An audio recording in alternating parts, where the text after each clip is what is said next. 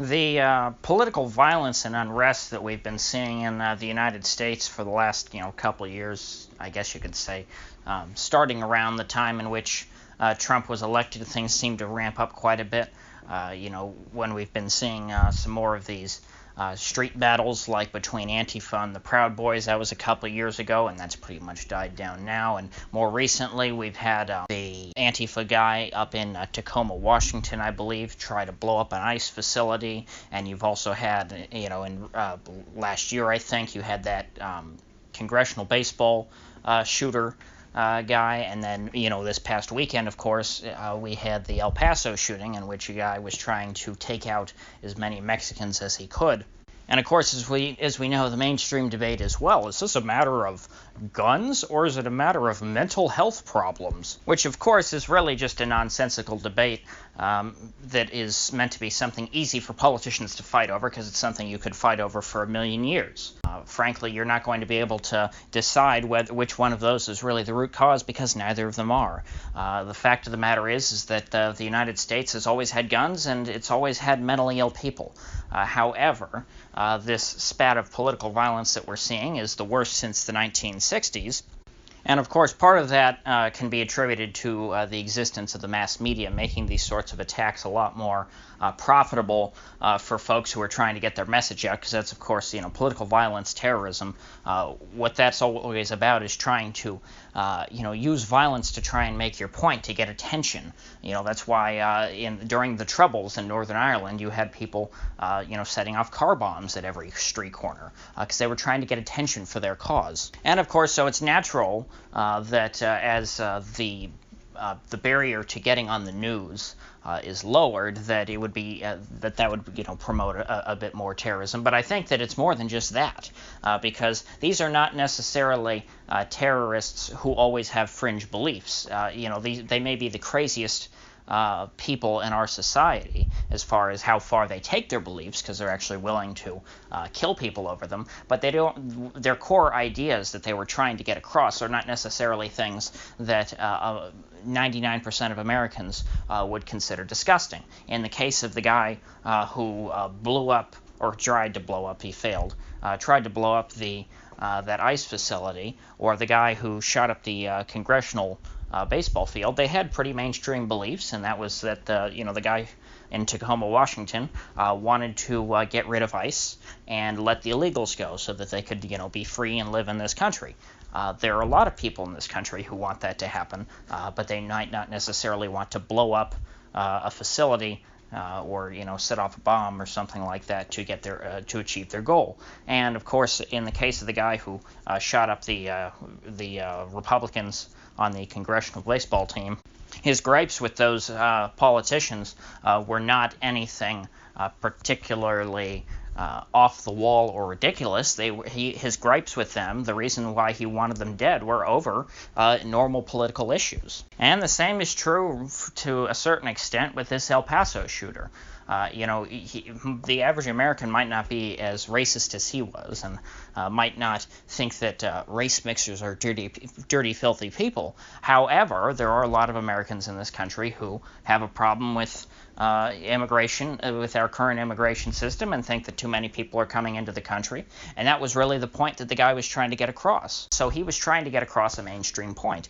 So he's not just some crazy person who decided to go off and kill people over nothing. All of these political terrorists, domestic terrorists, whatever you want to call them, were activated. We were sort of, what triggered their madness were mainstream politics.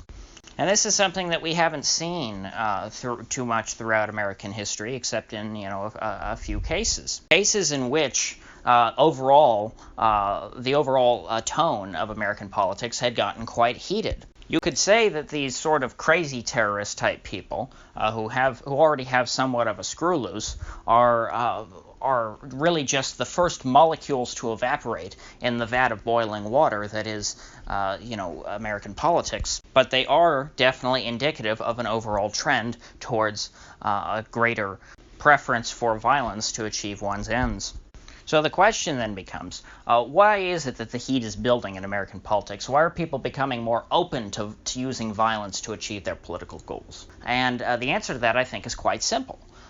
You are seeing in the United States over the past, real century, but it's gotten pretty worse in the last couple decades, a rather rapid centralization of power, not only in Washington, but specifically in the hands of the executive branch. 200 years ago, if you happened to not disagree with the politics of the current president, it didn't really matter. In fact, most people probably didn't even know 200 years ago who the current president happened to be. And that's because the president of the United States didn't have much of an effect on you. The people who had much more of an effect on you as far as politicians go were your city council, or perhaps even your state legislature, and probably not even your governor.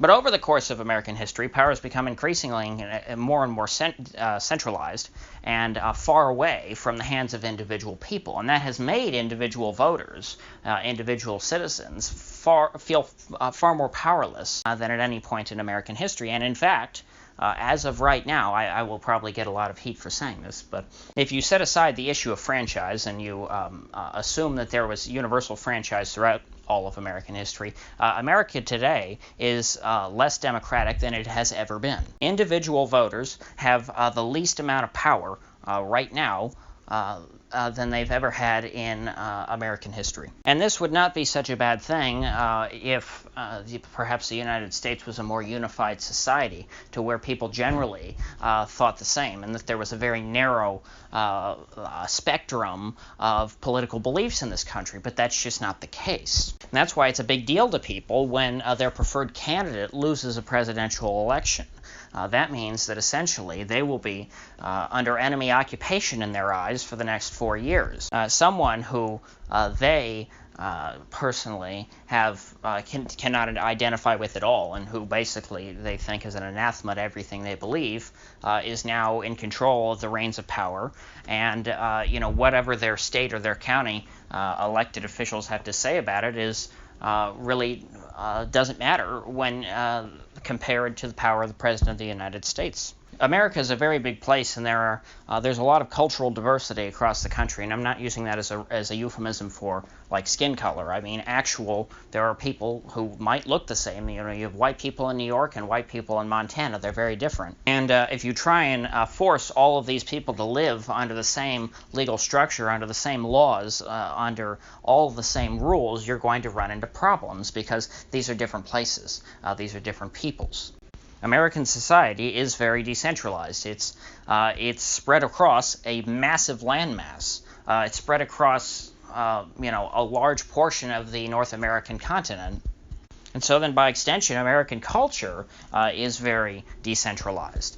There is a lot of variation there. And so therefore, these people, in order to live together and be cohesive, they're going to not have to live under each other's rules. Folks in New York can't live by the rules of folks in Montana, and folks in Alaska can't live by the rules of folks in California. That is, without making some of those groups feel like they're living under some sort of enemy occupation, so to make them feel like they're not at home and that they don't make their own rules. When people don't feel like they're in charge, they feel threatened.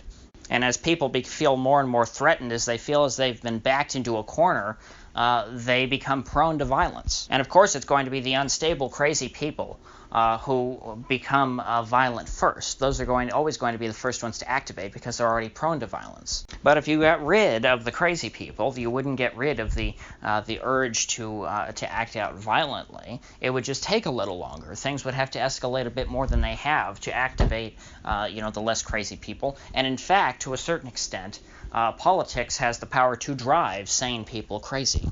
And so that's why the ultimate solution to ending all of this political violence, if you're going to have to detune the stakes of every election, the way you do that is by decentralizing power, so that not everyone has to worry about their preferred candidate being the President of the United States, because perhaps you shouldn't put all the power in the American government in the hands of one man. And you sure as hell should not put all of the power in America in the hands of a single city. If you gained anything of value out of this video, I'd appreciate you clicking that like button and subscribing. And if you do subscribe, please do click the bell, because I do upload every day and I'd hate to have you miss one. So I'll see you folks back here tomorrow.